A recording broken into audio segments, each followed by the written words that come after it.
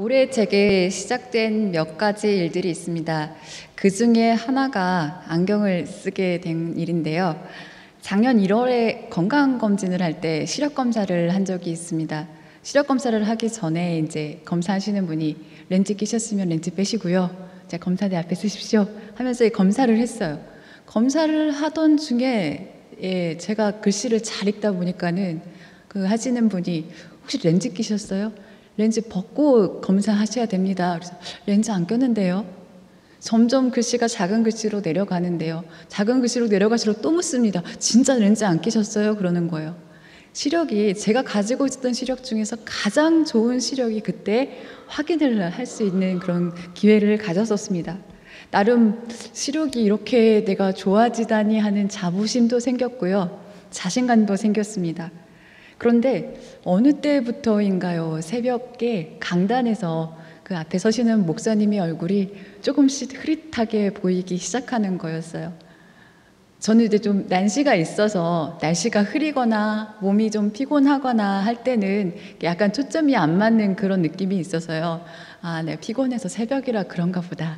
잠이 좀 덜 깨서 그런가 보다라고 생각을 하고 생활을 했는데요. 그러던 중에 이제 언제부터는 책의 글씨까지도 이제 조금씩 흐릿해지는 거였습니다. 아, 내가 너무 많이 컴퓨터를 보고 피곤한가? 이런 증상이 계속되자 제가 이제 목사님들께 얘기를 했습니다. 어르신들에게는 죄송한 말씀이지만 이제 목사님들께서 제 증상을 듣고 하시는 말씀이 드디어 노안이 왔다. 인정을 하고 가서 돋보기를 맞춰라 그러시는 거예요. 그래서 아니다고 보일 때는 잘 보이는데 가끔씩 안 보이는 거라고. 근데 저희는 부인을 하면서 그 순간을 모면을 했는데요. 이제 이런 일들이 자주 일어나면서 목사님들이 장난기가 많으시잖아요. 자주 이제 노안이 왔다고, 이제 될 때가 됐다고 그렇게 자꾸 빨리 안경을 써야 된다고 하시는데 저는 이제 부인을 하면서 몇 달을 버텼습니다. 근데 언제부턴가 이제 새벽에 설교를 하는데 원고가 잘 보이지 않는 것 같아서 안 되겠다 싶어가지고 가까운 안경점에 갔습니다. 가벼운 마음으로 들어가서 어떻게 오셨냐는 그 직원의 말에 제가 좀 주위에서 노안이 온 것 같다라는 이야기를 듣습니다 라고 그랬더니요, 직원이 깜짝 놀라면서 웃는 거예요. 무슨 노안이십니까? 검사 한번 해봅시다 하고 저도 그분도 웃으면서 검사실로 들어갔어요. 검사실로 들어갔는데 점점 그분의 웃음기가 사라지고 저도 긴장이 계속되는 거였습니다. 결국 검사 결과 가까운 것을 못 보시는 것이 맞습니다. 안경을 써야 됐습니다 라고 그러한 이야기를 하는 거였어요. 이제 돋보기를 맞춰야겠다라고 이제 결심을 하는데 그 직원이 다시 한 번 또 저에게 이런 질문을 하는 것이었어요. 멀리 있는 것은 잘 보이세요? 라는 거였어요. 한 1년도 안 되는 그 시간에 제가 과거에 이렇게 그 시력 검사를 해본 적이 있기 때문에 멀리 있는 거는 잘 보인다라는 나름의 뿌듯한 제 마음이 있어서 네, 잘 보입니다. 직원이 고개를 가웃거리더니 한번 그것도 검사 한번 해보시지요. 그래서 다시 들어가서 이제 멀리 있는 게 잘 보이는가 검사를 했더니요, 역시나 시력이 많이 떨어져서 멀리 있는 것도 가까이 있는 것보다 잘 보지 못하게 되어서 다초점 렌즈를 이제 마치고 돌아오게 되었습니다. 일주일 후에 안경을 찾아서 쓰기 시작을 하면서 흐릿했던 글씨들이 이제 크고 또렷하게 보이고요. 멀리 계신 분들도 이제 선명하게 좀 잘 보이게 되었습니다. 처음에는 어색하고 이상하고 모든 사물들이 좀 뒤틀려 보이는, 적응이 안 되는 그런 시기들이 있었는데요.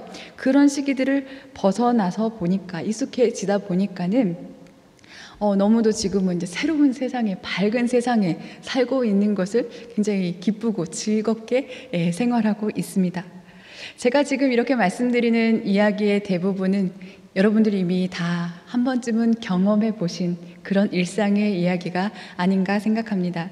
그런데요, 저는 이전과는 다른 안경 너머의 새로운 세상이 저에게 시작되면서 무엇보다도 이전에 저희의 시력 상태를 놓고 내 상태는 내가 잘 알아 라고 이렇게 고집을 피우면서 몇 달간 버텼던 것이 얼마나 어리석었는지를 되돌아보면서 반성을 하게 되었습니다.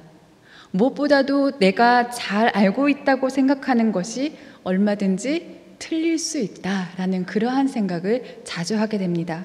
일상생활에서 알고 있는 생활 상식은 물론이고요. 건강 상식 이런 것도 있겠고, 또 나아가서는 신앙에 있어서도, 신앙생활에 있어서도 내가 알고 있다고 생각하고 고집하는 것이 신앙 세계에 있어서 넓고 큰 세계를 경험하는데 장애를 주고 있지 않나라는 그러한 생각을 자주 해보게 됩니다. 오늘 우리가 읽은 본문 가운데서 우리는 한 신앙의 장애를 가진 사람을 만날 수 있습니다. 요한복음 9장에는 맹인이었던 한 사람이 예수님을 만나서 치유된 이야기를 중심으로 기록하고 있는데요. 다른 복음서에서는 맹인을 고치는 예수님의 치유 기적 이야기가 자주 소개되고 있는데요. 간단히 한 구절이나 몇 구절 안에서 끝나는 이 이야기가 이 요한복음에는 굉장히 길고 자세하게 이후의 일까지도 담고 있습니다. 예수님이 맹인에게 하신 이야기는 물론이고요. 맹인을 치료하신 그 과정뿐만이 아니라 이 맹인이 치유받은 후에, 즉 다시 보게 된 이후에 일어난 사건까지도 자세하게 기록하고 있습니다. 이 치유 기적을 둘러싼 다양한 주변의 이야기가 이렇게 자세히 기록되어 있음에도 불구하고요. 그런데 정작 요한은 이 맹인이 누구인지 그 이름은 기록해주지 않고 있습니다. 우리는 누가 어떻게 예수님의 기적을 경험했는지 사실적인 증거를 매우 중요하게 생각합니다. 사람의 이름이 구체적으로 등장을 하면 이 기적 사건에 대해서 더 큰 신뢰를 가지고 사람들이 접근할 수 있을 텐데요. 이 맹인의 이름을 요한은 드러내지 않고 있습니다. 요한복음은 예수님이 어떤 분이신지를 사람들에게 알려주고 예수님의 정체성을 나타내는데 많은 지면을 할애하고 있는데요. 이 사건을 저자 요한이 기록한 목적도 단순히 어떤 맹인에게 치유 기적이 일어난 그 사건을 전달해주기 위한 목적만에서 그치는 것이 아니라 이를 통해서 예수님이 어떤 분이신지를 나타내주기 위함이라고 할 수 있겠습니다. 그래서 이 사건을 통해서 맹인의 이름이 드러나는 것이 아니라 요한은 예수님의 사역을 알리면서 예수님이 어떤 분인지 예수님의 정체성을 드러내 주는데 초점을 맞추고 있다 하겠습니다. 그리고 나아가서 예수님의 사역에 대해서 다양한 사람들의 반응을 기록하면서 이 사건에 대해 우리는 어떤 신앙의 모습을 가져야 할지를 생각하고 결단하게 한다는 것을 읽어야 하겠습니다. 그래서 우리는 예수님을 어떤 분이신지 알고 고백해야 되는지, 그리고 예수님의 가르침에 대한 우리의 신앙의 행동은 어떠해야 되는지를 우리는 본문을 통해서 이해하고 깨닫고 바른 선택을 할 수 있는 그런 길을 제시해주고 있는 것입니다. 먼저 요한복음 9장에 있었던 일을 간단히 요약하면 이러합니다. 여기는 맹인이었던 사람을 예수님이 지능을 이겨서 맹인의 눈에 바르시고요. 그리고 실로암 못에 가서 눈을 뜨게 해주신 그러한 이야기가 기록되어 있고요. 이후에는 바리새인들의 분쟁이 일어납니다. 어떤 이는 이렇게 기적을 행한 예수님이 안식일을 지키지 않았으니까 하나님께로부터 온 자가 아니라고 하고, 어떤 이는 예수가 죄인이라면 어떻게 이런 기적을 일으킬 수 있겠냐 하면서 이 바리새인들 간에 논쟁이 일어난 것입니다. 유대인들이 맹인이었던 자의 부모에게 아들이 어떻게 해서 앞을 보게 되었는지까지도 묻게 됩니다. 부모는 유대교 회당에서 출교당할까 무서워서 이제 아들에게 물어보라고 이렇게 적당하게 넘기지요. 회당 출입을 금하는 조치인데요. 회당 모임에 참석을 못하게 한다는 것, 이것은 그 모임을 못 들어오는 차원에서 그치는 것이 아니라 유대 공동체에서 추방을 당하는 그러한 의미였습니다. 종교적인 측면뿐 아니라 동족들 간의 교제나 거래가 금지가 되는 그러한 유대인들 가운데서 가장 두려운 형벌이었습니다. 당시 유대 당국자들이 예수님을 그리스도로 고백한 사람은 누구든지 회당에서 쫓아내기로 결의한 상태였습니다. 그래서 맹인이었던 사람의 부모는 그러한 사태를 피하기 위해서 민감한 사안에 대해서 대답을 회피한 것입니다. 유대인들은 맹인이었던 자를 불러서 예수님이 그에게 무엇을 했는지를 묻고요. 자신들은 예수님이 어디서 왔는지 도대체 모르겠다. 그러면서 이 말은 예수님의 능력이 어디서부터 비롯되어 있는지 네가 얘기해봐라 라고 하지요. 하나님께로 온 이적인지 사단의 술수인지 모르겠다라는 그러한 것입니다. 그러나 맹인이었던 자는 자신의 눈을 뜨게 한 사람이 하나님께로부터 오지 않았다면 아무 일도 할 수 없었을 것이다 라고 말하면서요, 예수님을 하나님이 보내신 분으로 고백합니다.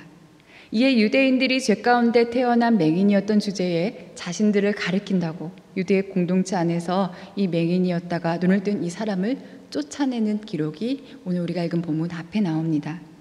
이 소식을 들으신 예수님이 이 눈뜬 사람을 만나러 오십니다. 예수님은 친히 그를 만나서 35절에 인자를 믿느냐 하고 물으십니다. 이는 요한복음에서 인자의 의미는요, 하나님을 계시하시는 그런 분으로 의미하고 있습니다. 그래서 단순히 인자를 믿느냐라는 이 단순한 그런 질문에서 그치는 게 아니라 하나님을 계시하시는 분으로 믿느냐라는 그 신앙의 고백을 지금 이 맹인에게 질문으로 하고 있는 것입니다. 36절에 눈을 뜬 사람이 이렇게 대답합니다. 주여, 그가 누구시오니까 내가 믿고자 하나이다. 여기서 주라는 단어는 하나님이라는 뜻이 아닌 일반적인 존칭으로 선생님이라는 의미입니다. 아직 그가 예수님께 신앙을 고백하기 전에 부르는 칭호이기 때문입니다. 하나님을 나타내는 계시자로서의 인자를 믿는다는 예수님의 질문에 그는 믿고자 한다고 말합니다. 그런데 그는 그 인자가 누구인지 아직 모르기 때문에 그분이 누구이십니까? 라고 여쭙니다. 인자가 누구인지를 묻는 질문에 예수님은 자신을 계시하십니다. 37절 말씀입니다. 예수께서 이르시되 내가 그를 보았거니와 지금 너와 말하는 자가 그이니라. 내가 지금 보고 있고 너와 말하는 내가 인자다. 내가 지금 보고 말하는 내가 바로 하나님이 계시하시는 자다라고 예수님이 말씀하시는 것입니다. 요한복음 4장에서요, 사마리아 여인이 예수님을 유대인에서 선지자로 그리고 마침내 메시아로 고백을 하게 되는 것처럼 이 맹인이었던 사람도 예수님을 한 사람에서 17절에는 선지자로 그리고 하나님을 계시해 주시는 인자로 알아가게 되는 것입니다. 선지자는 하나님께 특별한 사명을 받아서 이 땅에 온 사람을 의미합니다. 하나님의 말씀을 대언하러 오신 그런 분이지요. 예수님은 여기서 나아가서 예수님은 인간에게 나타나신 하나님인 자신을 지칭하는 그러한 칭호로 이렇게 자신을 계시하고 계십니다. 예수님이 인자가 누구인지를 모르는 그에게 자신이 인자임을 알려주시자 그가 믿고 예수님께 절합니다. 38절입니다. 이르되 주여 내가 믿나이다 하고 절하는지라. 여기서 주여는 신앙의 고백의 의미로 말하는 것입니다. 이제 그는 예수님을 삶의 주인으로 인정한 것입니다. 또한 그는 내가 그 인자를 믿습니다 라고 분명하게 신앙 고백을 하고 예수님께 절합니다. 절한다라는 이 원어의 뜻에는 어떤 사람 앞에 엎드리다라는 그러한 의미입니다. 그런데 이 단어가 하나님과의 관계에서 사용이 되면은요, 예배하다라는 의미를 갖습니다. 다시 말해서 엎드려 경배하다, 예배하다라는 의미입니다.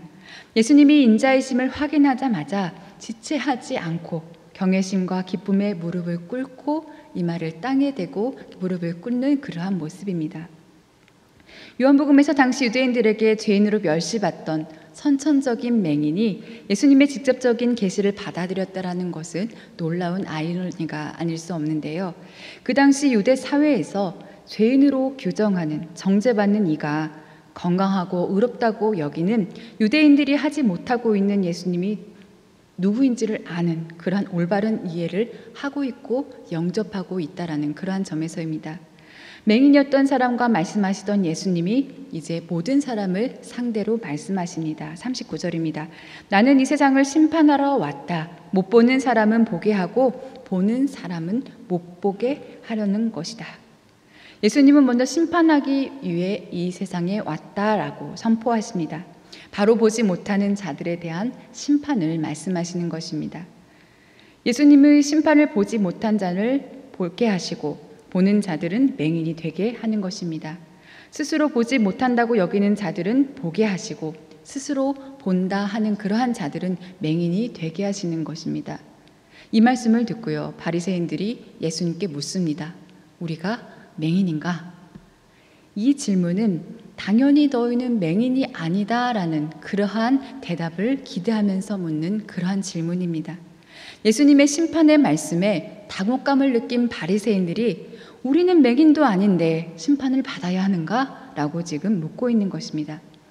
그리고 한편으로는 바리새인들은 보는 자들을 보지 못하게 하려 한다는 이 예수님의 심판의 말씀에 자신들은 맹인이 아닌데 왜 당신에게 심판을 받아야 하는 것입니까? 라는 의미로 항의하고 있는 것입니다.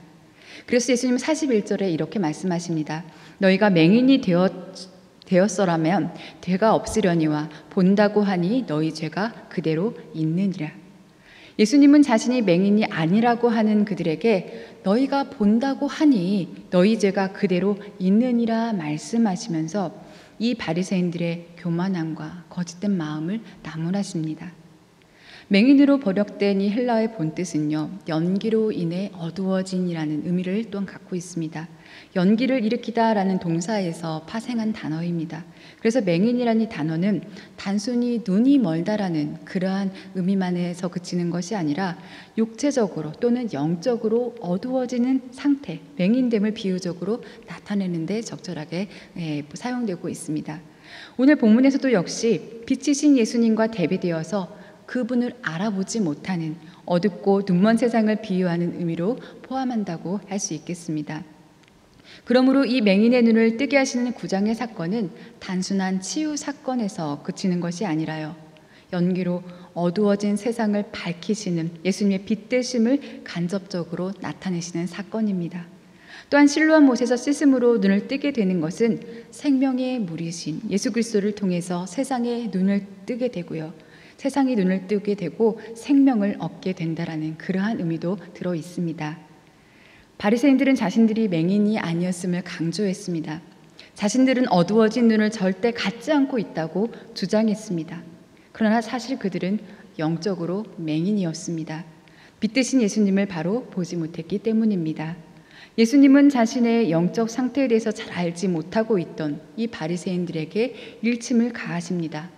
차라리 보지 못한다고 한다면 죄가 없겠지만 본다고 주장했기 때문에 심판받은 상태로 그대로 남아있기 때문입니다. 오늘 본문 속의 맹인은 육체의 장애를 치유받고 점진적으로 주님에 대해서 온전히 깨달음을 얻습니다. 그러나 정반대로 이 사건 속에서 예수님에 대해 제대로 알아보지도 못하고 자신의 신앙의 이해와 경험에 갇혀서 신앙의 장애를 갖고 사는 사람이 등장합니다. 바로 유대인과 바리새인들입니다. 예수님이 표적으로 자신을 계시하실 때 자기가 죄인임을 인식하고 그대로 받아들이는 사람은 영적인 눈을 뜨게 되어서 예수님에 관한, 예수 그리스도에 관한 계시를 깨닫게 됩니다.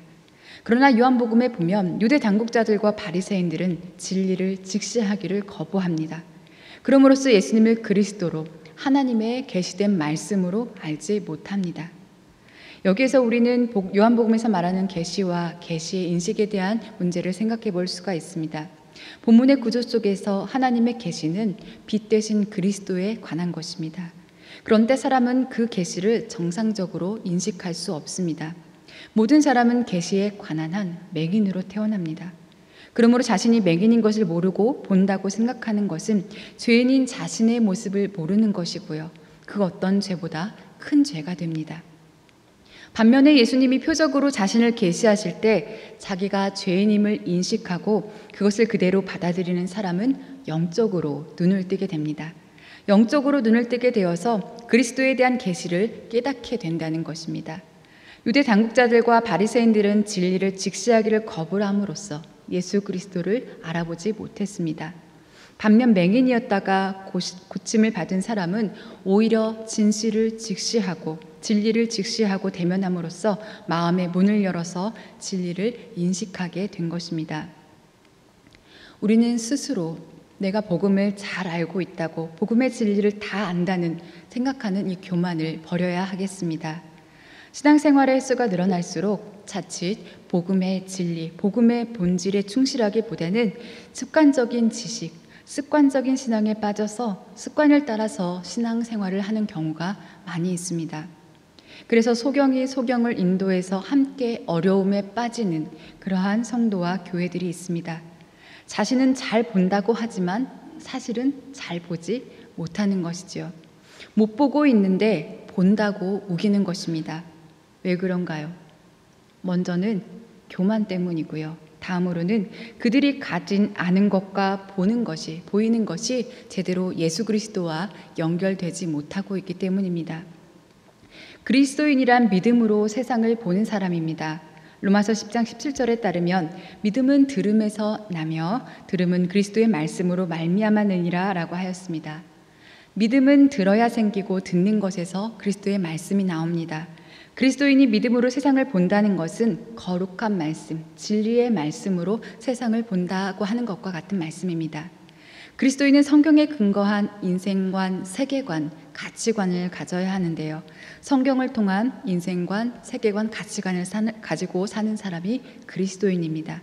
그리스도인은 이 세상에 보이는 것과 아는 것들이 예수 그리스도와 연결이 되어야 됩니다.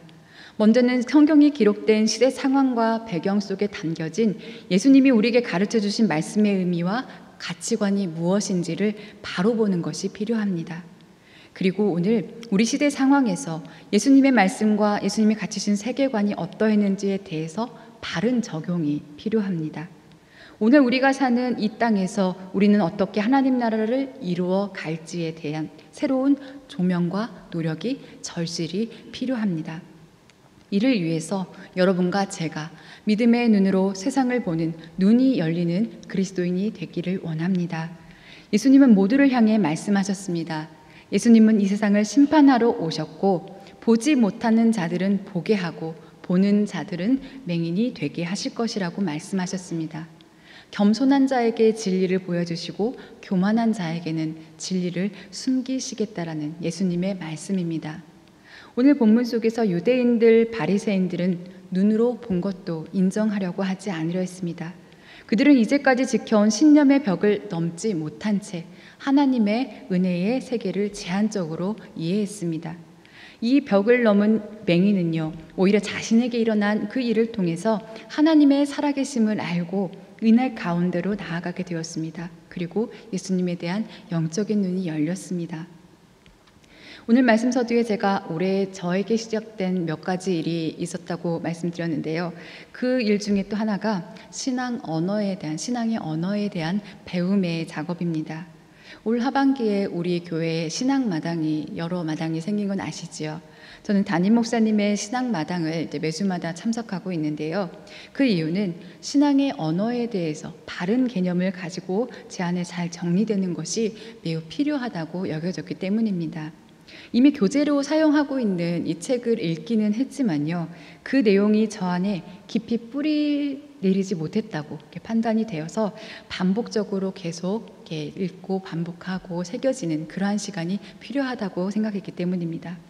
우리가 평소 사용하는 신앙의 언어가 성경에 근거하지 않고 신앙생활의 전통 속에서 그 뜻이 왜곡되거나 축소된 채로 우리 안에 자리하면서요, 상당수의 신앙의 언어들이 원래의 그 의미를 제대로 발휘하지 못한 채, 우리는 알지 못한 채 또 신앙생활을 하고 있습니다. 그 의미가 투색된 채로 사용되어서 그 언어가 가졌던 그 힘이 사라져 버렸지요.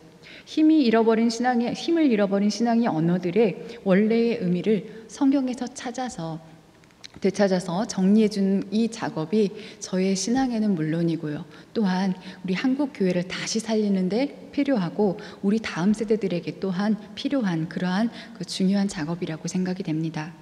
우리 신앙의 언어를 성경을 기반으로 해서 제대로 아는 것이 믿음의 세계에 대해서 새롭게 눈을 뜨게 해주면서요, 이 시대를 향한 사명을 밝히 보여주고 있기 때문에 기본적인 이 신앙 개념을 정리하는 저는 그 시간이 참으로 귀하다고 생각이 됩니다.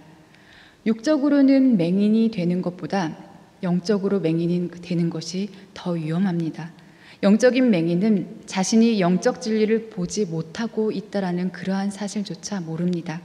그 결과로 죄가 계속 쌓이게 되고요, 자신은 물론 주변의 공동체도 함께 망쳐버리는, 그래서 영원한 생명을 자신도 잃어버리게 하고 다른 사람도 잃어버리게 하는 큰 죄를 저지르게 됩니다. 오늘 본문에서 맹인이 예수님을 만난 후 경험한 변화는 매우 놀라운 것입니다. 선천적으로 맹인이었던 그가 보게 되고 구걸하던 그가 하나님의 자녀가 되었습니다. 일평생 맹인으로 살다 죽을 이 사람의 인생을 바꾸어 놓은 엄청난 변화는 그 누구도 흔들 수 없었습니다. 유대 공동체에서 추방당하는 삶의 크나큰 위기에서도요, 33절에 보시면 이 사람은 하나님께로부터 오지 아니하였으면 아무 일도 할 수 없으리이다 하면서 그를 고쳐주신 분을 향한, 예수님을 향한 믿음을 가지고 분명하게 유대인들에게 대항하고 있습니다. 당대 하나님을 아는 지식을 자랑하던 바리새인들과 비교해 볼 때 그는 바리새인들보다 더 큰 믿음의 지식을 소유한 그러한 사람이 되었습니다. 여러분과 제가 이런 큰 믿음의 지식을 소유하기를 원합니다. 바리새인들은 흐릿해지고 어두워진 자신의 신앙 상태를 알지 못했습니다. 유대 전통에 따라서 하나님에 대한 신앙을 누구보다 잘 지키고 있다는 이 자부심이 예수님께서 말씀으로 오셔서 잘못된 것을 직접 눈앞에서 계시하여 주시고 교정해 주고 계시는 이 기회를 주고 계시는데 이 기회를 제대로 잡지 못했습니다. 자신이 죄인이라는 것을 보지 못하면서 오히려 자신이 가진 기준만으로 예수님을 잘못되었다고 정죄하는 모습입니다. 오늘 우리의 믿음의 시력은 어떠한가요? 많이들 하는 이야기 중에 여행은 아는 만큼 보인다라는 그러한 말을 하곤 합니다. 똑같이 두 사람이 같은 코스를 여행한다고 해도 똑같은 것을 보고 경험하지 않습니다. 아는 만큼 보입니다. 사람들 사이에도 마찬가지입니다. 서로가 서로를 아는 만큼, 신뢰하는 만큼 그 사람의 진심이 느껴지고요. 말로 표현하지 않아도 다 보입니다. 그러나 서로가 불신하면 말로 하는 것도 보이지 않습니다. 통하지 않는 것이지요. 이렇듯 서로가 서로에 대한 신뢰는 눈과 같은 역할을 합니다. 아는 만큼 보인다는 이 말은 신앙에 대한 말로 바꾸면 믿는 만큼 보인다라고 할 수 있겠습니다. 믿지 않으면 보이지 않는 것이 신앙입니다. 예수님의 성경의 가치관을 통해서 제대로 읽고 신뢰할 때 우리는 예수님을 보게 됩니다. 오늘 나에게, 우리 가정에, 우리 교회에, 이 시대에 하시는 예수님의 말씀이 제대로 보이게 됩니다. 우리의 믿음의 눈은, 주님을 향한 신뢰의 눈은 어떠한지 우리는 믿음의 시력을 제대로 측정하는 그러한 과정이 필요합니다. 믿음의 시력은 신앙생활을 하고 10년, 20년, 30년이 지나면 지날수록 저절로 좋아지는 것은 아니지요. 오히려 매일 바쁘게 빠르게 생활하는 이 환경 속에서 또 세상살이 속에서 세상의 가치와 기준이 우리가 더 많이 시간이 노출되어 있고 그 가치관을 따라 살기 쉽습니다. 그래서 우리의 믿음의 눈은, 영안은 점점 더 어두워지기 쉽습니다. 여러분은 지금 살아계신 하나님의 역사가 보이십니까? 하나님의 뜻과 계획이 보이시나요? 작은 일에도 큰 일에도, 가까이 일어난 일에도 멀리 일어나는 일에도, 과거의 일, 현재의 일, 미래의 일에도 우리는 일하시는 하나님의 모습과 하나님의 뜻과 하나님의 계획이 잘 보여야 합니다. 이러한 일들에 대해서 성경의 눈으로 보고 말할 수 있는 시력을 가지고 있어야 합니다. 4차 산업혁명 시대라고 이야기들 하지요. 이전과는 더 빠른 속도로 다른 세상을 살아가게 될 우리 모두가 맹목적인 신앙만으로, 문자주의적인 신앙만으로 예수 그리스도의 빛을 나타내는 데에는 분명히 한계가 있습니다. 말씀의 진리를 제대로 공급받고 이해하고 받아들이면서 시력을 교정받아야 합니다. 하나님 나라를 사는 성도가 가까운 것만 보고 있다면 멀리 있는 것을 볼 수 있어야 합니다. 멀리 있는 것만 보고 있다면 가까운 곳에서 해야 할 일을 볼 수 있어야 합니다. 우리 신앙의 눈을 어둡게 하는 것의 대부분이 바리새인과 같은 믿음의 방식으로 신앙을 접근하기 때문입니다. 익숙한 습관대로 성경을 읽고 지금까지 했던 그 방식대로 아니면 받아들여 하지 않고 당장 눈앞에 나의 이익과 유익을 쫓고자 하고 성경의 본질보다는 내 지식의 판단으로 사람과 상황을 판단하고 정죄합니다. 저와 여러분은 수시로 믿음의 시력 점검이 필요합니다. 나에게 익숙한 것, 편안한 것, 유리한 것, 나와 가까운 것, 내 가족 중심에서 벗어나서요. 내 이웃을 보고 몸담은 공동체를 건강하고 아름답게 세울 수 있는 이 믿음의 신앙의 점검이 필요합니다. 믿음의 눈이 좋은 사람이 우리 공동체 안에 많아질 때 어둠이 더 이상 흔들지 못하고 왕노릇하지 못하겠지요. 믿음의 시력이 믿음의 실력입니다. 좋은 믿음의 시력이 좋은 믿음으로 살게 하는 능력이 되기 때문입니다. 세상 가운데 우리는 살아가면서 믿음의 시력을 잃어버리기 쉽습니다. 믿음의 눈으로 상황을 읽고 분석하고 생각하고 이 말하는 신앙의 훈련이 없이는요, 시간이 갈수록 좋아지기보다는 나빠지기 더 쉬운 조건과 상황에 매일 놓여 있습니다. 교회에서 말씀을 들을 때, 성경을 읽을 때는 그리스도와 연관된 사람으로 자신을 인식하면서도요, 세상 가운데서 만나는 그 가운데서 그 속에서는 나의 모든 언행 심사가 예수 그리스도와 연관된 사람이 아닐 때가 많습니다. 나도 모르게 세상의 가치관 속에서 세상을 따라 말하고 행동합니다. 믿음의 실력이 삶에서 나타나지 않습니다. 그래서 우리는 현재의 삶이 늘 그리스도와 연관되어 있어야 하겠습니다. 우리는 늘 말씀 앞에서 나를 돌아보아야 합니다. 예수님은 믿음의 시력이 없는 영적인 매니기를 향해서 경고하셨습니다. 나의 믿음의 시력이 어느 정도인지는 믿음의 행동에서 측정할 수 있습니다. 여전히 말씀의 진리를 따르지 않고 다른 사람을 음해하고 어둠과 짝하기를 좋아하고 자신을 제대로 보지 못하면서 본다고 하는 사람은 영적 맹인입니다. 예수님을 믿는 사람으로 살겠다고 다짐하면서도 세상적인 이해와 판단을 더 많이 말하고 행동하는 믿음의 시력이 약한 사람도 있습니다. 또한 말씀에 따라 시대를 읽고 분별한다고 하면서도 잘못된 이해와 잘못된 판단으로 결정을 하는 사람들도 있습니다. 육신의 눈이 그 색깔을 구분하지 못하는 사람을 생맹이라고도 하고 또 색약이라고도 하지요. 믿음의 눈도 마찬가지입니다. 믿음의 눈으로 보기는 보지만 제대로 보지 못하는 믿음의 시력에 생명을 가지고 계신 그러한 분도 계십니다. 말씀의 적용을 제대로 하지 못한 채 말씀대로 살고 있다고 착각하고 있는 것입니다. 그럼 저와 여러분은 믿음의 시력과 믿음의 실력이 향상되기 위해서 어떻게 해야 할까요? 첫째로는 믿음의 시력을 점검할 필요성을 인식해야 하겠습니다. 말씀의 진리의 빛이 희미해 보이거나 왜곡해 보이거나 잘못 보이지 않도록 우리는 믿음의 시력을 점검할 필요성을 인식해야 합니다. 이를 위해서 둘째로는요, 성령님과 교제하는 기도의 시간이 필요합니다. 믿음의 시력 점검을 위해서는 자신을 돌아보는 삶의 여백과 같은 기도 시간이 필요합니다. 공백과 여백은 서로 다르다라는 것 잘 알고 계시지요? 공백은 그저 뜻 없이 단순히 비워두는 것이 공백입니다. 그러나 여백은 뜻을 비워두고 계획하고 그 비워두는 그러한 것이지요. 여백은 뜻을 두고 생각하면서 비워두는 것입니다. 내가 쓰고 남는 우연한 어떤 시간에 기도하는 것보다 뜻을 두고 시간을 비워둬서 기도하는 그 시간이 필요합니다. 남는 시간에 믿음의 시력 점검을 하려고 한다면 점검의 기회를 갖기 어렵습니다. 믿음의 시력 점검이 내가 원하는 시간에 맞추어서 저절로 되어지는 것이 아니기 때문입니다.